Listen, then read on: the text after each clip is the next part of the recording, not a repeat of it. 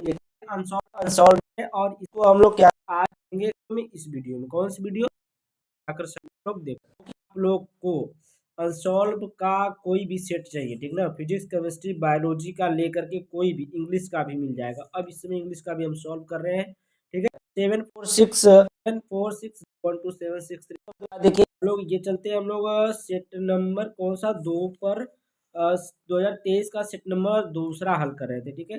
कौन सा का सेट नंबर दूसरा हल कर रहे थे, इसमें 4 तक हम लोग हल कर चुके हैं और प्रश्न नंबर 5वां का ये वाला हल करना है, ठीक है। तो यहाँ पर देखिए प्रश्न नंबर 5 का हम लोग क्वेश्चन लिख लिए। देखिए क्वेश्चन यही है, आनुवंशिक इंजीनियरिंग क्या है? स्वास्थ्य के क्षेत्र में आनुवंशिक इंजीनियरिंग के 2 अनुप्रयोगों को लिखिए। तो यहाँ पर देखिए लिखे हैं आनुवंशिक इंजीनियरिंग क्या है? स्वास्थ्य के क्षेत्र में आनुवंशिक इंजीनियरिंग के 2 अनुप्रयोगों को लिखिए। आनुवंशिक इंजीनियरिंग देखिए इस अंतर्गत में लक्षण प्रमाणित करके आनुवंशिक जीन या डीएनए खंड को जोड़ा या घटाया या ठीक किया जाता है, ठीक है। यानी कि मान लीजिए कोई मतलब कोई प्रेगनेंसी में कोई उसको रोग हो गया है, ठीक है, जो उसमें जो बच्चा है, जो गर्भ में बच्चा है, उसको क्या है, कोई समझ लीजिए कोई आनुवंशिक रोग हो गया है, ठीक है। तो उस रोग को मतलब उस डीएनए से या उस जीन से उसी रोग को हटाया जाता है, उस रोग को निकाला जाता है। इसी को हम लोग आनुवंशिक जीन हैं। अनुवांशिक अभिक्रिया है कि वांछित लक्षण प्रारूप फेनोटाइप प्राप्त करने के लिए आनुवंशिक पदार्थ जीन या डीएनए खंड को जोड़ा घटाया या किया जाए। आनुवंशिक अभियोग मानव इंसुलिन के निर्माण में इंसुलिन के निर्माण में क्या आता है? टीका उत्पादन के निर्माण में इसका उपयोग किया जाता है। किसका? आनुवंशिक इंजीनियरिंग का। तो यहाँ पर देखिए दूसरा क्वेश्चन है प्रश्न नंबर 5 का ख है, डीएनए और आरएनए में 3 अंतर लिखिए। कितना अंतर लिखना है? आपको अगर 2 नंबर का पूछ रहा है, 3 नंबर का पूछ रहा है तो कुछ नहीं पूछेगा, बस पूछेगा कि 2 या 3 अंतर पूछेगा। तो यहाँ पर एक और आरएनए में डी राइबोस शर्करा पाई जाती है। डीएनए में क्या पाई जाती है? डीऑक्सीराइबोस शर्करा पाई जाती है।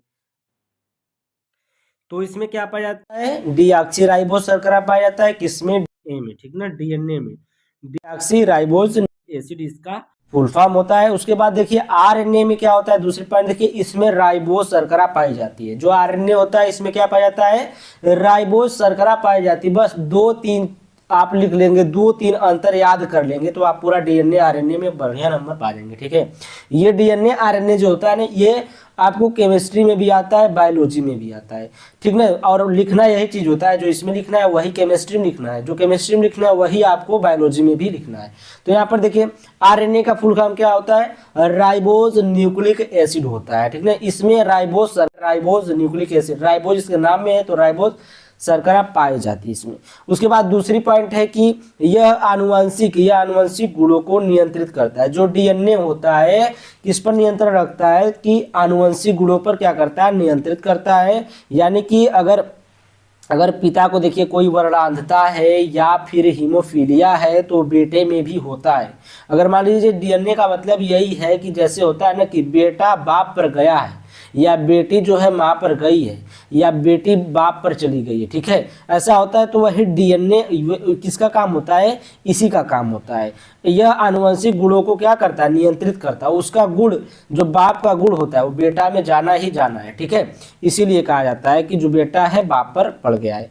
अब देखिए यह प्रोटीन संश्लेषण को नियंत्रित करता है। जो आपका आरएनए को संश्लेषण करता है, नियंत्रित का मतलब यह प्रोटीन का निर्माण भी करता है। आरएनए जो होता है संकरण के तरह तरह के प्रयोग किए थे उन्होंने। ये जो मटर के दाने होते हैं उन मटर के दानों पर संकरण किए थे, वो भी तरह तरह के प्रयोग किए थे, ठीक ना। यानी कि एक प्रकार के नहीं, 7 प्रकार के पूरे क्या किए थे, उस पर 7 प्रकार के टेस्ट किए थे, संकरण कराए थे। और देखिए और 3 नियमों को प्रतिपादित किया था। 3 नियम भी अपने ये मेंडल ने 3 नियम प्रतिपादित किया था, ठीक है। पहला देखिए यहाँ पर पहले अभी हम बताएंगे कौन कौन से नियम है। आनुवंशिकता के सिद्धांत के अनुसार एक पीढ़ी से दूसरी पीढ़ी के लक्षणों का स्थानांतरण होता है। मेंडल ने ये प्रयोग मटर के पौधे में पौधे पर किया था। यानी कि ये जो आनुवंशिकता आप लोग पढ़ते हैं, जो रूपांतरण पढ़ते हैं, स्थानांतरण जो पढ़ते हैं कि यह मतलब जो रोग हो माने कि वर्णांतता है, हीमोफीलिया या फिर कोई गुण है, पिता का गुण बेटे में गया या फिर बेटे का गुण बेटे में गया, ठीक ना, यानी कि बेटे से बेटे में गया, पिता से बेटे में गया, बेटे से उसके बेटे में गया। तो ये सब जो आप लोग पढ़ते हैं गुण आनुवंशिकता का गुण है, और ये मेंडल ने प्रयोग किया था मटर के पौधे पर। उसके बाद देखिए मेंडल के नियम कौन कौन से थे, तो 3 नियम इन्होंने दिए थे। कौन कौन सा? प्रभाविता का नियम पहला, ये सब नियम इंपॉर्टेंट है, ठीक ना। मेंडल के जो तीनों नियम है, तीनों नियम क्या है, एकदम इंपॉर्टेंट है, इसको छोड़िएगा मत। प्रभाविता का नियम, दूसरा पृथक्करण का नियम, तीसरा है स्वतंत्र अपविभवन का नियम। तो ये नियम, तीनों नियम क्या एकदम इंपॉर्टेंट है। इसको हम यहाँ पर नहीं कराए क्योंकि इसमें जितना पूछा है उतना ही हम लिखे हैं।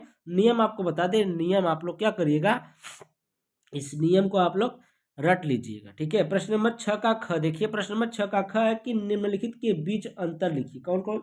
समष्टि और समुदाय के बीच में अंतर लिखना है। देखिए 3 नंबर का क्वेश्चन है, तो इसमें बहुत ज़्यादा हम नहीं लिखे हैं, 3-3 पॉइंट लिखे हैं।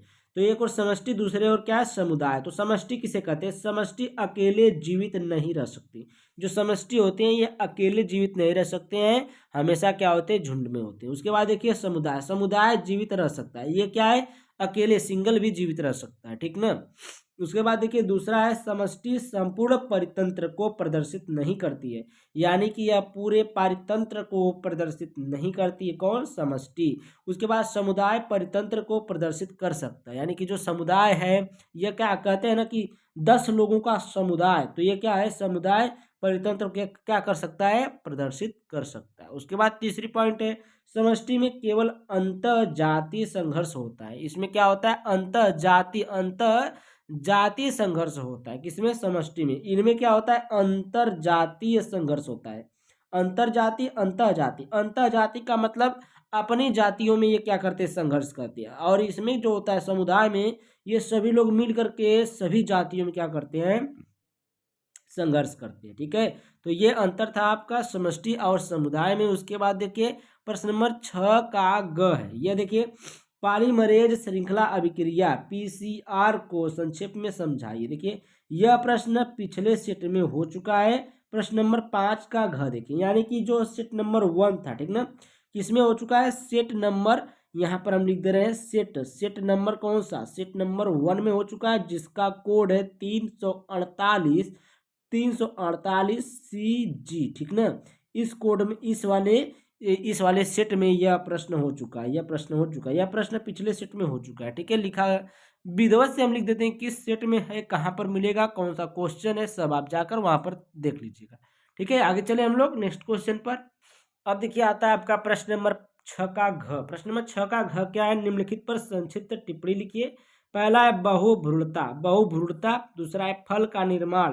देखिए बहुभ्रूणता क्या होता है, एक बीज में एक से अधिक भ्रूणों के बनने की क्रिया बहुभ्रूणता कहलाती है, ठीक है। जैसे मान लीजिए एक ही बीज में, यानी कि एक बीज में क्या कर रहा है कि एक से ज्यादा भ्रूणों के बनने की प्रक्रिया को हम लोग क्या कहते हैं, बहुभ्रूणता कहते हैं, ठीक है। जैसे उदाहरण में देखिए यहाँ पर संतरा लिखिए, इसकी खोज एंटोनी वॉन लीवेनहॉक ने किया था, ठीक ना। इस जो बहुभ्रूणता है इसका खोज किसने किया था, एंटोनी वॉन लीवेनहॉक ने किया था, जिसने कोशिका खोज की थी। और यहाँ पर देखिए जो संतरा है, संतरा का मतलब संतरा में कई भाग होता है, इस प्रकार से संतरा में होता है कई भाग होता है, ठीक ना। संतरा में कई भाग होता है, इस प्रकार से संतरा में कई भाग होता है। तो जिसमें अगर एक वाला बीज लिए, एक वाला मतलब एक निकाल लीजिए संतरा का भाग, और देखिए उसमें कितना बीज होता है, एक ही में कितना, बहुत ज़्यादा होता है, ठीक है। तो उसी की बात कर रहे हैं इसमें, ठीक है। उसके बाद देखिए फल का निर्माण, दूसरी पॉइंट पर लिखना था फल के निर्माण पर। तो देखिए एक फल एक परिपक्व अंडाशय है। जिस समय बीज विकसित हो रहे होते हैं उसी समय अंडाशय फूल कर रसीला एवं बड़ा हो जाता है, ठीक है। जब क्या कर रहा है कि फल एक क्या है, परिपक्व अंडाशय है, जिस समय बीज विकसित हो रहे होते हैं उसी समय में अंडाशय फूल करके रसीला एवं बड़ा हो जाता है और फल का निर्माण करता है। और क्या करता है, फल का निर्माण करता है। परिपक्व अंडाशय की भित्ति से फल भित्ति का निर्माण होता है। परिपक्व अंडाशय की भित्ति से क्या होता है, फल भित्ति का क्या होता है, निर्माण होता है। तो यही फल का निर्माण इसी प्रकार होता है, आपको इतना लिख लेना है। ठीक है, प्रश्न नंबर 7 देख लीजिए। प्रश्न नंबर 7 क्या है? प्रश्न नंबर 7 कह रहा है कि मनुष्य के नर जनन तंत्र का सचित्र वर्णन कीजिए। अब देखिए चित्र तो आपको ही बनाना पड़ेगा। ठीक है, मैं बस लिखा हूँ यहाँ पर। देखिए पहली पॉइंट है वृषण कोश। ठीक ना, वृषण कोश क्या होता है? देखिए यह त्वचा का बना हुआ थैली नुमा कोश है जिसमें वृषण होते हैं, यानी कि जिसमें छोटे छोटे 2 वृषण पाए जाते हैं। और यह क्या होता है, एक थैली का त्वचा होता है। ठीक ना, एक इस प्रकार जो हमारी ये त्वचा है, इस प्रकार त्वचा होता है। ठीक है, त्वचा होता है, लड़कों का पता होगा। ये देखिए त्वचा होता है, इसमें वृषण होते हैं। इसका तापमान शरीर के तापमान से 3 डिग्री सेल्सियस कम होता है। जो इसका टेम्परेचर होता है, हमारे शरीर का जो टेम्परेचर होता है, उस शरीर के टेम्परेचर से इसका टेम्परेचर 3 डिग्री सेल्सियस कम होता है। यानी कि आप कह सकते हैं कि अगर हम लोग स्वस्थ शरीर का 37 डिग्री सेल्सियस टेम्परेचर होता है, तो उसमें से 3 आप घटा दीजिए, 34 डिग्री सेल्सियस कर दीजिए। ठीक ना, उसका तापमान जो होता है 34 डिग्री सेल्सियस होता है। ठीक ना, तो उसके बाद देखिए दूसरी पॉइंट है वृषण। ठीक है, वृषण यह नर जनन तंत्र का प्रमुख भाग होते हैं। यह जो वृषण होते हैं, ये क्या होते हैं, नर जनन तंत्र का प्रमुख भाग, ये बहुत मुख्य भाग होते हैं। इसमें टेस्टोस्टेरोन नामक हार्मोन का स्राव होता है। यानी कि इसमें कौन सा हार्मोन पाया जाता है, टेस्टोस्टेरोन नामक हार्मोन स्राव होता है। ठीक ना, यानी कि स्राव होता है, बहता है। ठीक है, इनकी संख्या 2 होती है। जो वृषण होते हैं इनकी संख्या क्या होती है, 2 होती है। छोटे छोटे इतने बड़े बड़े होते हैं, ठीक है, गोल गोल। उसके बाद देखिए अधिवृषण। अधिवृषण क्या है, यह वृषण के ऊपर की संरचना होती है। जो अधिवृषण, यह वृषण के ऊपर की क्या होती है, संरचना होती है। इसमें शुक्राणु परिपक्व होते हैं। इसमें क्या होते हैं, शुक्राणु बनते हैं। ठीक है, यानी कि परिपक्व होते हैं, पूरी तरीके से बनते हैं उसमें। उसके बाद शुक्रवाहिनी। शुक्रवाहिनी देखिए यह वृषण तथा अधिवृषण में बने शुक्राणु को शुक्राशय तक ले जाती। यानी कि यह क्या होते हैं, वृषण तथा अधिवृषण में बने, जो वृषण और अधिवृषण में बने हुए शुक्राणु होते हैं, उन्हीं क्या करते हैं, शुक्राशय तक ले जाती है। यानी कि शुक्राशय तक ले जाती है। ठीक है, उसके बाद देखिए शुक्राशय। शुक्राशय देखिए यह एक ग्रंथि होती है जिसमें शुक्राणु लंबे समय तक सुरक्षित रहते हैं। ठीक ना, इसमें क्या होते हैं, जो शुक्राणु आपके बने होते हैं वह लंबे समय तक अगर वेस्ट न किया जाए तब वे लंबे समय तक क्या होते हैं, सुरक्षित रहते हैं। तथा इनका पोषण होता है, वहीं पर क्या होता है, इनका पोषण होता है। इसमें शुक्राशय द्रव होता है। ठीक ना, इसमें क्या होता है, एक द्रव पाया जाता है जो शुक्राशय द्रव जिसे कहते हैं। ठीक है, आगे चले।